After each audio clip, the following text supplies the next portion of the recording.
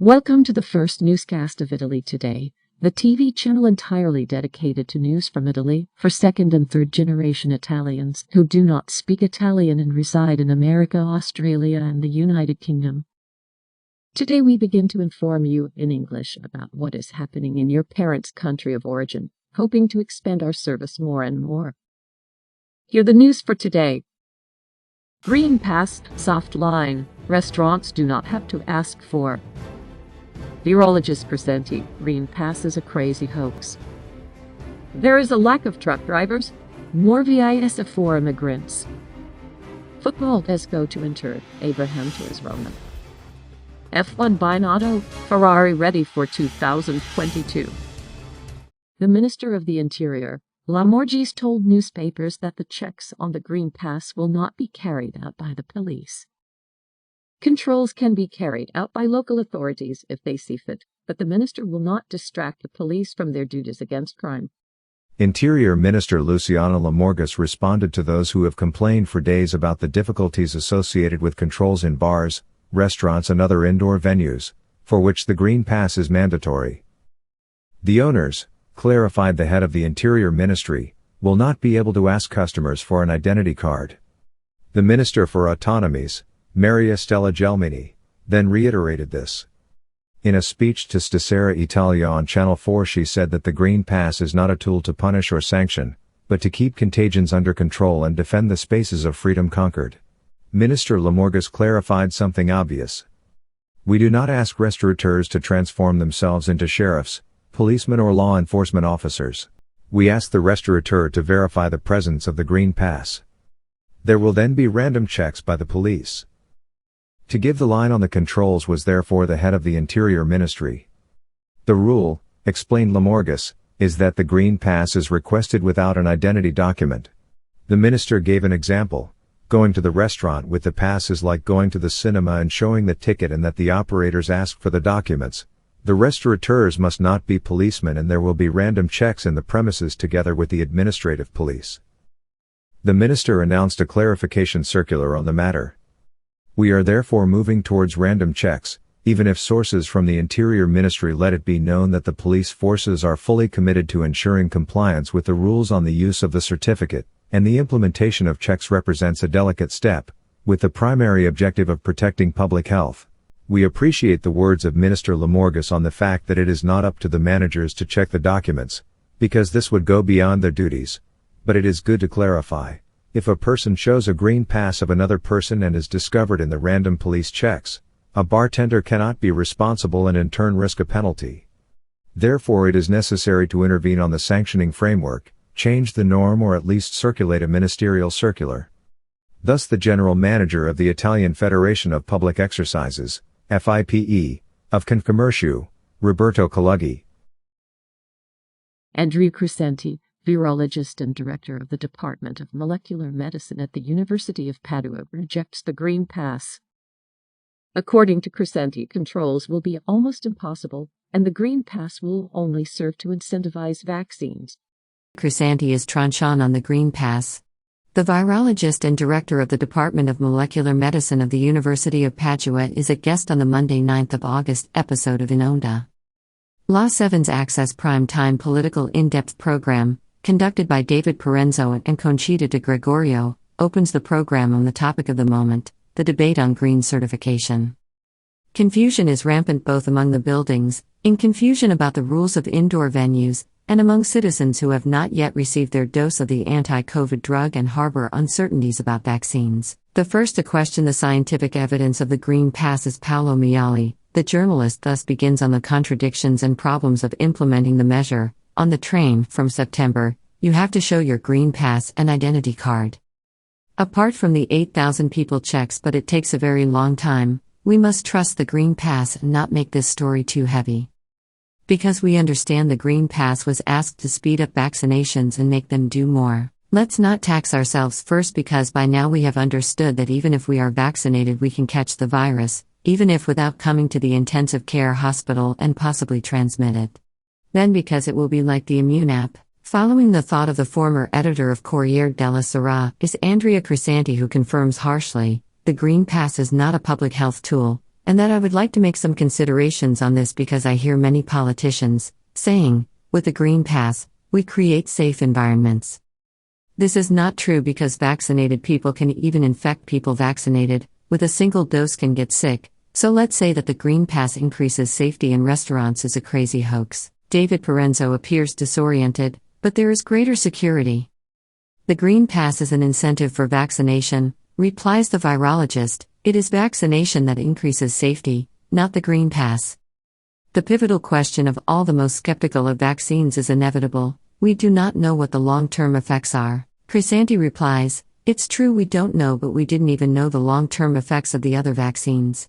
And to the undecided who ask for clarification and reassurance regarding the vaccine, the virologist says, the only thing is to say it honestly. That is, when in doubt, say, I don't know this thing.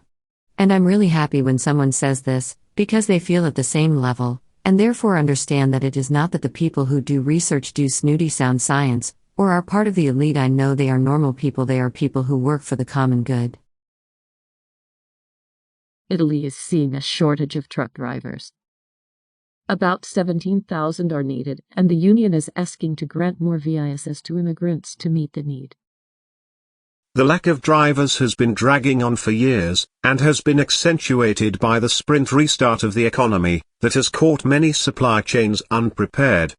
The situation has led the road transport associations to a drastic request to immediately allow the hiring of a greater number of truck drivers from abroad. Giuseppe Nadella Peppa, director of ANITA, National Association of Trucking Companies, immediately hypothesizes a lack of 5,000 drivers, but at Sole 24 Ore, the same entrepreneurial acronym formulates a forecast for the next 2 years of as many as 17,000 drivers to hire. Figures that, however, photograph a labor market where, on the one hand, millions of unemployed remain and on the other, companies are unable to find specialized figures. The case reported by Confindustria of Vicenza is emblematic. The causes of this imbalance, as far as the world of road transport is concerned, are highlighted by Thomas Baumgartner, president of ANITA. The increase in the demand for transport that comes from the production world. The need to combine increasingly close to the priority compliance with traffic safety rules. The inefficiencies of the distribution system with unbearable increases in waiting times for unloading, and an objectively complex state of the infrastructures, which in turn generates an increase in the delivery times of goods, is creating an explosive mixture, amplified by the lack of drivers. From this state of the art, the Heavy Transport Association formulates a series of requests to the government. Immediately, insert in the next flows decree a quota reserved for drivers precisely to encourage the recruitment of immigrants. According to ANITA, this is not the solution to the problem, but it would provide a positive contribution.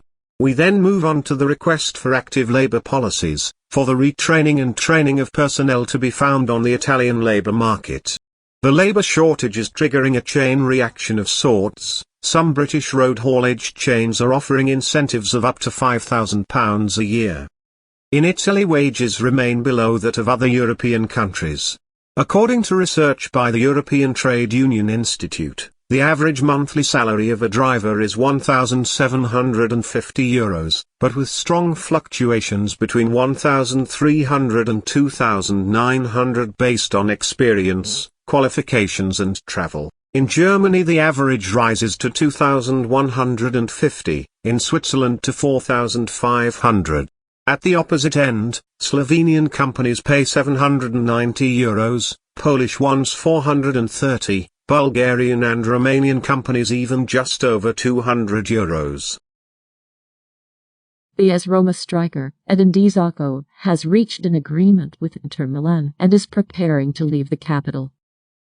To replace him, Rome is thinking of Abraham, from Chelsea, with whom contacts have intensified. Edin Dzeko left Rome this morning, after the signing on the contract with Inter. He just landed in Ciampino, yesterday. He stayed with them for most of the morning, then went out on foot for a walk in the symbolic places of his neighborhood where he lived for 6 years. A walk to the nearby park, then a coffee in the historic bar of Casal Palago, where no one has ever disturbed the centre forward for photos or autographs. Edin was enjoying his last hours in Rome, before leaving for Milan and starting a new adventure. To close the triangle, Roma is missing engaged in a race against time to give Mourinho a new centre-forward. In all likelihood it will be Tammy Abraham, given that an agreement was reached yesterday, between the Giallorossi and Chelsea for an initial loan of €5 million with obligation to buy.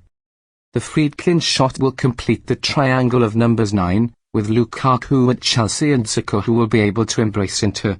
Thiago Pinto is pushing to close. Giallorossi, Blues and Nerazzurri are not the only ones looking for a centre-forward, or a point of value in this hot week leading up to Ferragosto. Fiorentina, which wants to arm Vlahovic with a renewal to defend him above all from the offers of Tottenham and Atletico Madrid, nevertheless made a survey with Sassuolo for Scamacca, courted by Eintracht Frankfurt and monitored in recent days by Inter. Atalanta, overtaken by Abraham, now thinks of Cunha of Hertha Berlin or Belotti of Torino, who have not yet renewed with Torino. Ferrari is preparing for 2022 after yet another disappointing year. According to team principal F.1 Binotto, the car will be ready to win the championship next year. The Ferrari team principal Binotto gave an exclusive interview to take stock of the situation of the Cavallino Rampante, and of Italian sport in general. "We are happy for Italy's successes in Tokyo, and in the European Football Championship. We cheered for the Azzurri, and we will always continue to do so, but let's try to get back to winning and to feed the myth of the Cavallino Rampante." The Cavallino team principal also gives a strong and positive signal in view of the technical revolution, that next year will see the cars radically change, and force the drivers to change their driving style. "With the 2022 project we are at a good point," revealed Binotto. "We have just defined the chassis, suspension and gearbox, and there is no turning back. Now the production of the parts begins because we want to have the complete machine by the end of the year, and there is a wild card that the red team can still play for this year, the right to an evolution of the engine that we will see only towards the end of the season, key 2022. The Scuderia boss also confessed to cheering on Verstappen in the world duel, but he expects Hamilton to win. That's it for today. Thanks for joining us. We invite you to subscribe to the Facebook page and follow us again.